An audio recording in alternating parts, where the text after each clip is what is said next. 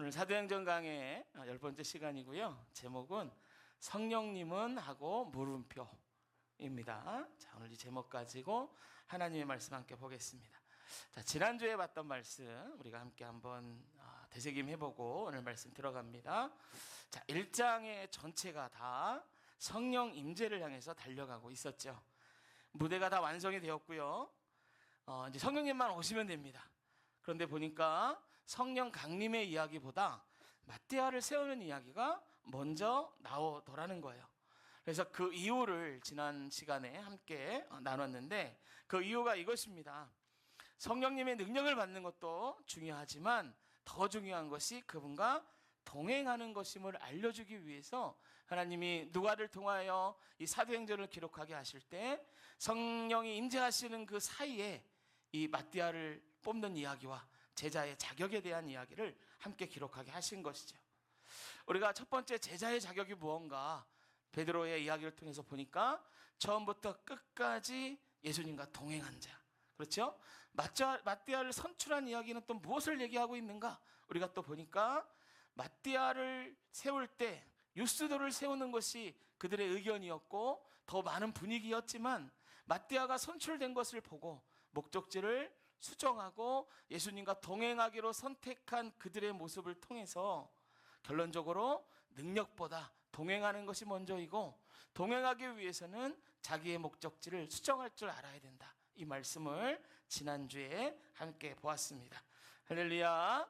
그래서 이 말씀 기억하여서 우리도 우리의 목적지를 수정해서 성령님과 동행하여 성령님의 목적지가 우리 목적지가 되는 놀라운 역사가 저와 여러분들의 삶 가운데 있기를 그렇게 말씀을 드리고 함께 결심하면서 말씀을 마쳤습니다. 할렐루야. 자, 오늘은 그 다음 말씀을 우리가 함께 보겠습니다.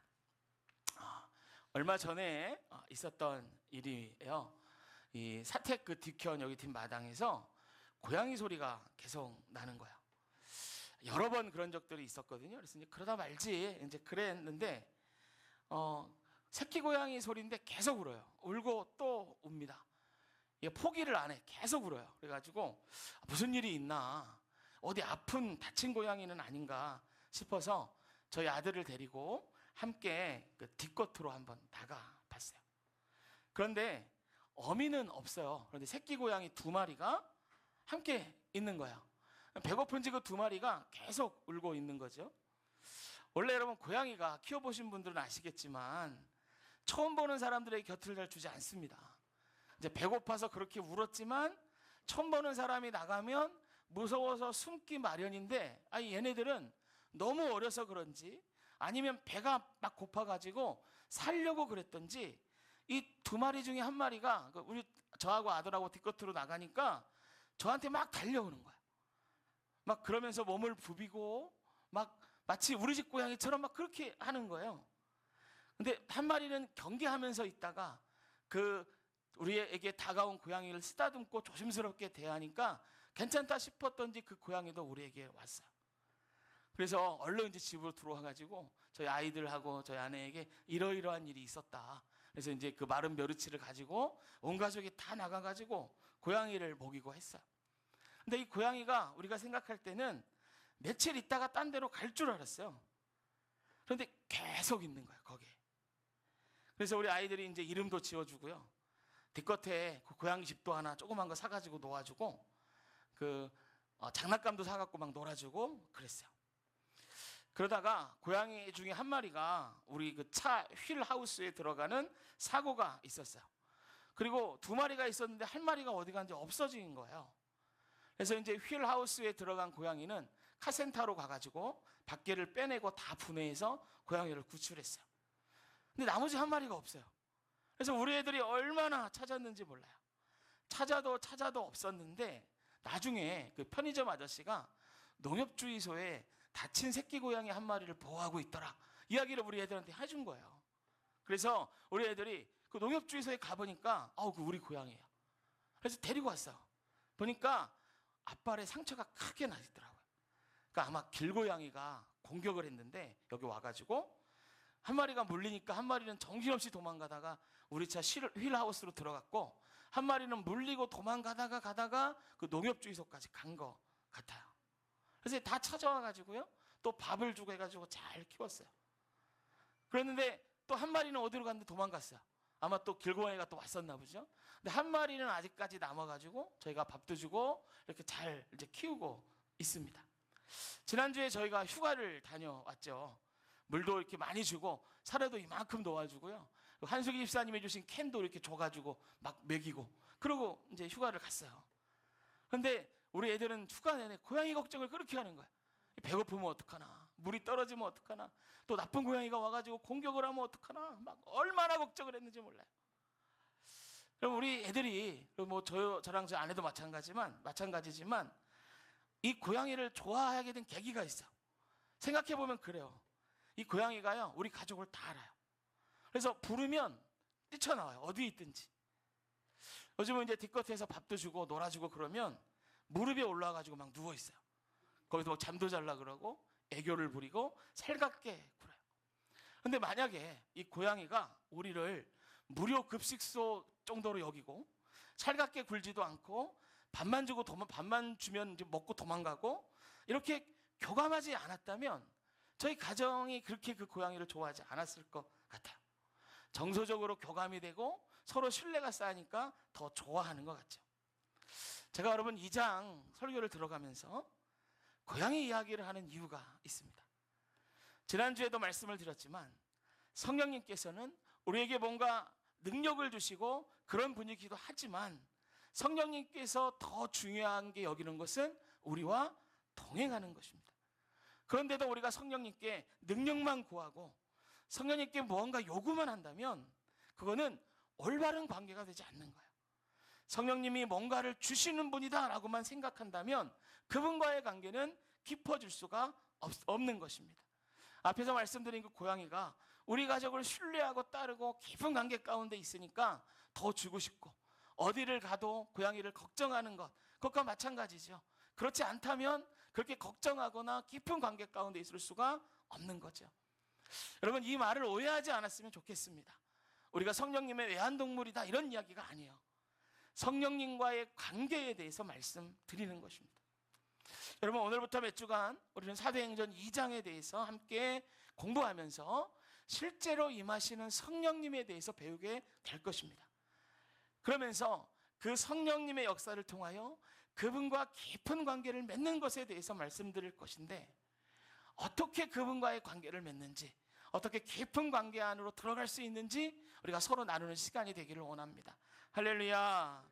오늘은 그 첫 시간인데요, 우리가 성령님과 깊은 관계를 가진다라고 할 때 그분을 만나기 전에 우리가 물어봐야 하고 알아야 하는 것이 있습니다. 그것은 무엇인가? 과연 성령님은 어떤 분이십니까? 하는 거예요. 여러분, 이 답을 알아야 우리가 그분을 신뢰할 수 있습니다. 이 답을 알아야 더 깊은 단계까지 나아갈 수 있어요. 그래서 오늘 설교의 제목이 성령님은 하고 물음표인 것이에요. 그 답을 하나하나씩 찾아갈 텐데요, 먼저 여러분, 성령님은 무생물적인 에너지나 어떤 기운이 아닙니다. 성령님은 인격이세요. 할렐루야. 인격이십니다. 이게 무슨 말인가? 인격이라는 것은 지정의가 있다는 거예요. 지정의라는 것은 이런 것이죠. 지식, 감정, 의지를 가지고 계신다는 것이고, 이것을 바탕으로 우리와 관계를 맺으시는 분이라는 것입니다. 성령님은 생각하고 아시는 분이라는 거예요. 그래서 여러분, 성령님은 하나님의 깊은 뜻을 통찰하시고요, 저와 여러분의 상황과 마음을 아십니다. 하나님은 느끼고 근심하는 분입니다. 감정이 있으신 분이에요.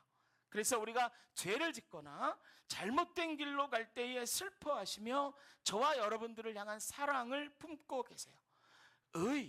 하나님은 주체적으로, 성령님은 주체적으로 결정하고 행동하시는 분이에요. 그분의 뜻대로 은사를 나눠주시기도 하십니다. 그분의 뜻대로 사역의 장소에 성도들을 세우기도 하시고, 때로는 그 사역을 막는 일도 성령님이 하시기도 하십니다. 성령님은 이렇게 인격적인 분이시고요, 인격을 가지고 저와 여러분과 함께 사귀어 옆에 계시기를 원하시는 거예요. 예수님께서 이 성령님이 어떤 분이신지 더 자세하게 이렇게 가르쳐 주셨죠. 요한복음 14장 16절입니다. 찾지 마시고 스크린 보시면 제가 읽겠습니다. 내가 아버지께 구하겠으니 그가 또 다른 보혜사를 너희에게 주사 영원토록 너희와 함께 있게 하리니, 하나님께서 또 다른 보혜사를 보내준다라고 말씀하셨어요. 잘 기억하셔야 돼요. 또 다른 보혜사입니다. 그러니까 원래 보혜사가 있었어요. 그런데 또 다른 보혜사를 보내준다는 거예요. 원래 있던 보혜사는 누군가? 예수님이세요. 예수님이 원래 있었던 보혜사예요. 원래 있었던 예수님이 또 다른 보혜사를 보내주시는데 그분이 바로 성령님이십니다. 여러분, 성경은요 어디에도 보혜사를 어떤 사람의 이름에 갖다 붙인 적이 없습니다. 예수님과 영으로 계시는 성령님이에요. 그래서 누가 보혜사더라, 인간 누가 보혜사다 하는 말은 믿지 마세요. 다 거짓말입니다. 오직 한 분, 우리 성령님, 오직 한 분, 우리 예수님만 보혜사라는 이름을 가지고 계십니다. 그러면 이 보혜사, 성령님, 다른 보혜사, 우리 성령님이라고 그랬죠. 원래 있던 보혜사는 예수님이고, 그러면 이 다른 보혜사는 언제 보내주시는가? 예수님이 이렇게 말씀하셨어요. 내가 떠나가는 것이 너희에게 유익이라. 그러시면서 내가 가면 내가 그를 너희에게 보내리라 라고 말씀하셨어요. 그러니까 원래 있었던 보혜사 예수님이 떠나가시면 이제 다른 보혜사 성령님이 오신다는 거예요. 우리가 그동안 1장을 9번 우리가 봤는데 그 설교를 기억해 보세요.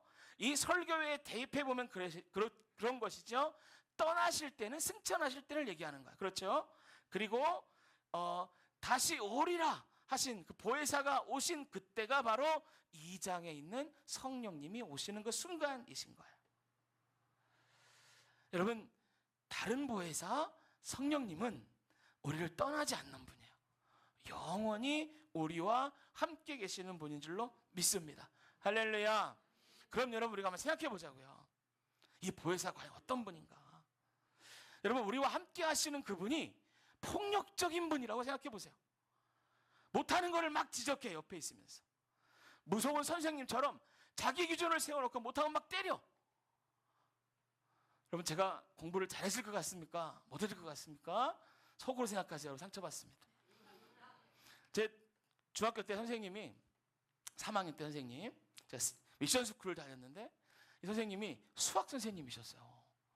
그런데 우리 애들이 좀 기분 나쁘게 하고 뭔가 좀 마음에 안 들면 어려운 수학 문제를 이렇게 딱 적어놔요. 누구 와서 풀어봐. 못 풀죠? 막 때리는 거예요. 공부 잘하는 애들은 안 맞아요. 그런데 저 같은 사람은 맨날 맞아요. 맨날. 막 무서운 선생님처럼 막 문제를 내놓고 풀어. 못 풀어? 너 그럼 잘 됐어. 막. 여러분, 성령님이 이런 분이시라면 무한 주고 벌 주고 때리고 못 푸는 문제를 막 맞춰놓고, 그러면 아무리 성령님이 좋은 분이라도 그분과 가까이 할 수는 없어요. 가까이 하기에는 먼 당신이 되는 거죠. 여러분, 많은 사람들이 성령님을 이렇게 오해합니다. 여러분, 육신의 부모가 그대로 하나님에 대한 이미지가 되는 경우가 많거든요.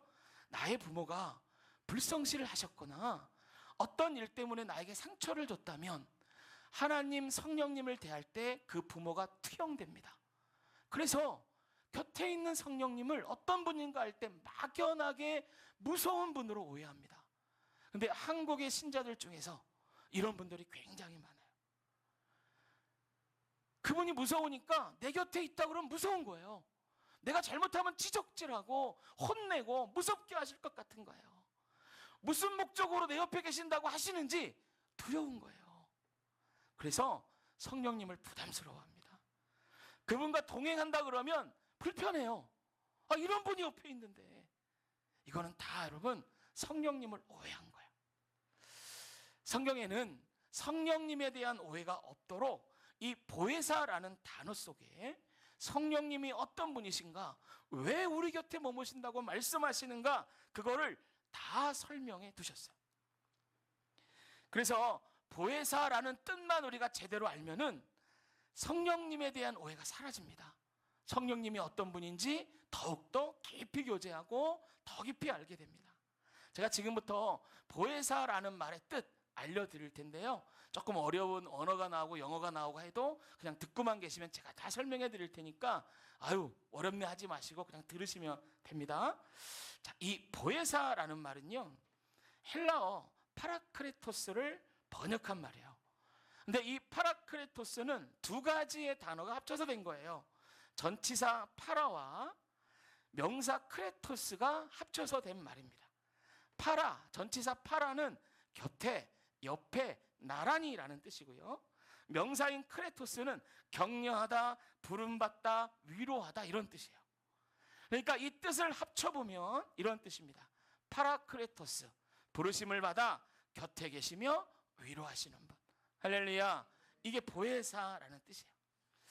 이 단어를 영어 성경에는요 또 이렇게 번역했어요. 제가 찾아보니까 먼저 킹 제임스 버전에는 파라크레토스를 컴포터, 위로자라고 번역을 했어요. 그리고 1989년에 출간된 대표적인 영어 성경 중에 하나인데요, LNSV라는 그 버전에는 파라크레토스를 아보케이트, 변호사라고 번역했어요. 공개적으로 지지하는 사람이에요. 그리고 킹 제임스 버전을 현대어로 번역한 성경 NASB 성경에는 헬퍼, 돕는 자라고 번역했어요. 그리고 NIV라는 그 성경인데 영어 성경 중에서 가장 대중적으로 읽히는 잘 번역됐다라고 말하는 성경 중에 하나예요. 이 성경에는 파라크레토스를 이렇게 카운셀러, 상담자로 번역을 했어요. 이건 다 헬라어 파라크레토스를 번역한 말이고요. 공동번역, 우리가 쓰는 성경 중에 한글로 번역된 중에 공동번역은 협조자, 그리고 우리가 지금 읽고 있는 개역개정판 성경에는 뭐라고 되었냐? 보혜사라고 기록해 놓은 거예요. 근데 문제가 있어요. 이 보혜사라는 말이 좀 어려워요. 우리가 자주 쓰는 말이 아니에요. 이거는 전에도 제가 몇 번 알려드렸는데 이 한문 성경을 그대로 음역한 거죠. 그래서 이 보혜사라는 말은 이런 뜻이에요. 지킬 보, 은혜해, 스승사자를 씁니다. 그래서 이 뜻은 뭐냐? 지키고 보호하는 은혜로운 스승이라는 뜻이에요. 근데 이 말을 우리가 자주 안 쓰는 말이니까 사람들이 들어도 익숙하지 않고 자꾸만 까먹어요. 그래서 이 이름을 도둑질하는 사람들이 있어요. 이단의 교주들입니다. 신천지 이만희, 하나님의 교회 안상홍, JMS 그 정명서 등등 많은 이단들이 뭐라고 하냐? 내가 보혜사다 그러면서 가짜 보혜사 행사를 했어요. 이들이 이렇게 할 수 있었던 이유가 뭐냐면 진짜 보혜사가 누군지 몰라서 그런 거예요. 여러분, 원래 있었던 보혜사는 누구예요? 예수님. 다른 보혜사를 보내리라. 누굽니까? 성령님. 그러면 사실은 여러분 제가 보혜사입니다. 그러면 제가 진짜를 말하는 거예요? 가짜를 말하는 거예요? 가짜를 말하는 거예요. 혹시나 제가 그런 말하면 빨리 감리사님 찾아가세요. 우리 목사님 이상해요. 이르세요. 그래야 돼요, 여러분. 그러니까 누가 옆에 와서 내가 보혜사야. 오, 보혜사? 저기 있는 거 내가 봤어. 그럼 다 믿지 마세요. 다 거짓말이에요. 다 이단들이에요. 여러분. 그래서 여러분, 보혜사의 뜻 우리가 정확히 알아야 돼요. 다른 누가 보혜사가 아니고 우리 성령님이 보혜사이신 거야. 그래서 여러분, 이 성경의 여러 번역들을 한데 모아서 보혜사라는 뜻, 보혜사가 누군지 한 문장으로 만들면 조금 장황하지만 이렇게 돼요. 제가 한번 읽을게, 한번 들어보세요. 성령님은 부르심을 받아 늘 우리 곁에 계시며 위로자와 상담자가 되시고 우리를 지키시며 도우시며 변호하시는 은혜로운 스승님이시다. 같이 한번 읽어볼게요. 자, 보이시는 분 천천히 시작. 성령님은 부르심을 받아 늘 우리 곁에 계시며 위로자와 상담자가 되시고 우리를 지키시고 도우시며 변호하시는 은혜로우신 스승님이시다. 할렐루야. 아멘. 이분이 성령님이세요. 이분이 보혜사 되신 우리 성령님이세요.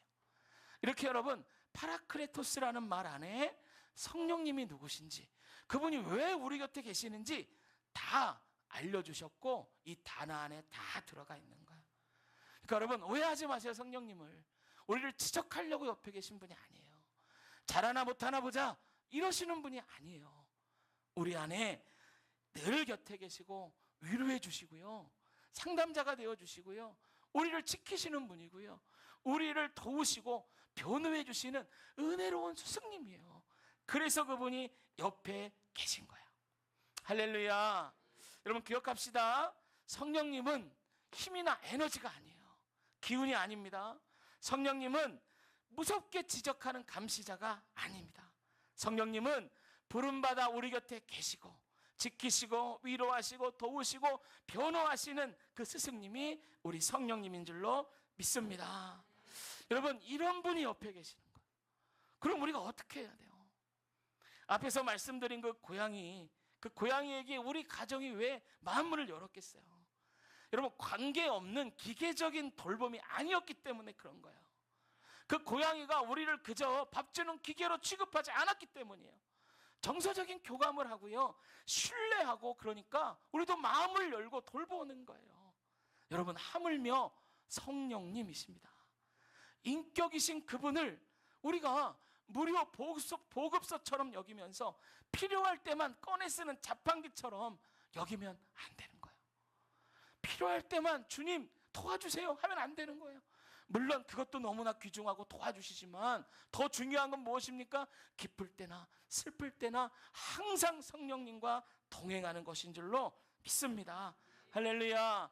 그래서 여러분 우리는 성령님을 신뢰하고 그분 곁에 머무는 인생을 사는 거예요. 여러분 고아라는 말이 있어요. 고아는 부모가 없는 사람이죠. 그런데 여러분 생각해 보세요. 40살 50살 넘어서 부모가 다 돌아가신 사람을 고아라고 말하지 않아요. 그럼 고아는 누구를 얘기합니까? 어린아이. 어린아이가 부모가 없으면 고아라고 해요. 왜 그렇죠? 어린아이로서 당연히 받아야 할 돌봄을 부모가 없음으로 받지 못했기 때문에 그런 거예요. 그 어린아이에게 위로자가 없는 거예요. 변호사가 없는 거예요. 돕는 자가 없는 거예요. 상담자가 없는 거예요. 그렇게 자기를 지키고 보호해 줄 사람이 없는 거예요. 그래서 어린아이에게 부모가 없으면 고아라고 말해요. 그런데 여러분 우리가 세상 살아갈 때 보면은 다 아이를 낳고 그 아이가 다 커서 그 아이가 또 아이를 낳을 때까지 살아도 세상 살다 보면 우리가 고아 같을 때가 있어요. 그만큼 세상 사는 게 쉽지 않아요. 어렵고 힘든 순간이 있어요. 세상에 나 혼자 남겨진 것만 같은 때가 있어요. 사람들이 그러잖아요. 나이 들수록 부모님이 더 그립대요. 나이 들수록 그렇게 부모님 생각이 더 난대요. 먼저 간 가족 생각이 더 난대요. 그래서 배우자 중에 한 명이 먼저 하늘나라로 가거나 소천하면 그 충격이 너무 오래 남아서 그 사람이 극도로 남은 사람이 건강이 나빠지거나 그런 일이 생기는 거예요. 그런데 여러분 이런 우리들에게 예수님 말씀하셨어요. 내가 너희를 고아 같이 내버려두지 아니하고 너희에게 오리라. 할렐루야. 너희에게 오리라 하신 그분이 우리 성령님이십니다. 그래서 그분과 함께 살 때 우리가 고아 같이 세상 살지 않는 거예요. 왜냐하면 우리에게 위로자가 있습니다. 변호사가 있습니다. 여러분 억울한 일 당하잖아요. 성령님께 기도하세요. 우리 변호사예요. 돕는 자가 있어요. 상담자가 있습니다. 우리를 지키고 곁에서 보호하는 은혜로우신 스승님이 우리 곁에 계세요. 여러분 성령님과 동행한다는 건 무엇인가? 우리가 이런 분과 동행하는 겁니다. 세상을 나 혼자 사는 것이 아니에요. 혼자 버려진 채로 세상 가운데 썩어져서 없어지는 게 아닙니다. 성령님과 동행하다가 그분의 인도함을 받아 천국으로 가는 거예요. 이것이 우리의 삶인 줄로 믿습니다. 그렇다면 여러분 성령님과 동행하는데 내 목적지만을 고집할 이유가 무엇입니까? 이런 분과 동행하는데 내 고집을 꺾지 않을 이유가 어디에 있습니까? 없습니다. 우리 고집을 꺾고 예수님의 목적지를, 성령님의 목적지를 내 목적지로 다시 설정을 하고 그렇게 성령님과 동행하며 살아가는 거예요. 여러분 세상에서 성공하고 싶으신 분 있으십니까? 잘 살고 싶으십니까? 성령님과 동행하십시오. 자녀분들이 잘 사는 모습 보고 싶으십니까? 자녀분들이 성공하기를 원하세요? 그러면 성령님과 동행하는 거 가르치세요. 우리는 언젠가 이 세상 떠날 테지만 그것을 배운 자녀들은 영원히 은혜로우신 스승님의 보호를 받을 거예요. 할렐루야. 이것만큼 놀라운 일이 어디 있습니까? 그러니까 부모된 저와 여러분이 먼저 자녀들 앞에서 성령님과 함께하는 삶을 살아야 돼요. 또 믿지 않는 부모님이 계신 분들은 부모 앞에서 자녀가 먼저 그렇게 살아야 돼요. 그것들을 가르쳐줘야 돼요. 할렐루야. 여러분, 이번 한 주간 이렇게 살아보기를 제가 부탁을 드립니다. 첫 번째, 여러분 성령님과 대화하는 시간을 가지시기 바라요. 여러분 기도할 때 요청만 드리는 게 아니고 잠깐이라도 멈춰서 주여 말씀하십시오. 내가 듣겠습니다. 그분의 마음을 기다려 보시기를 바랍니다. 둘째로 에베소서 4장 30절에는 이런 말씀이 있습니다. 성령을 근심하게 하지 말라라고 말씀하셨어요. 그래서 여러분 우리 마음 가운데 성령님을 근심케 하는 그 내 삶이 어떤 건지를 한번 돌아보시기를 바랍니다. 죄일 수도 있고요, 누군가를 미워하는 용서하지 못하는 마음일 수도 있고요, 내 안에 계신 성령님을 무시하고 내 뜻대로만 사는 삶일 수도 있어요. 혹시나 이런 마음이 있다면 성령님께 도움을 청하셔서 회개하며 다 내려놓으시고 새 힘과 새 마음으로 살아가시는 저와 여러분 되시기를 축복합니다. 사랑하는 성도 여러분, 오늘 설교의 제목은 성령님하고 물음표예요. 이 물음표 안에 여러분 일주일 동안 사시면서 내게는 성령님 어떤 분이신가, 그 물음표를 채워가는 삶을 살기를 축복드립니다.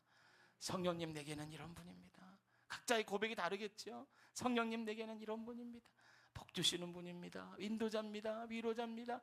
이렇게 채워가시는 저와 여러분 되시기를 축복합니다. 할렐루야. 자, 이제 마지막으로 이 성령님이 누구인지 제가 한 문장으로 정리한 이 말씀, 자, 보혜사 성령님은 같이 읽고 설교 마치도록 하겠습니다. 보혜사 성령님은 시작. 부르심을 받아 늘 우리 곁에 계시며 위로자와 상담자가 되시고 우리를 지키시고 도우시며 변호하시는 은혜로운 스승님이시다. 아멘. 하나님 감사합니다.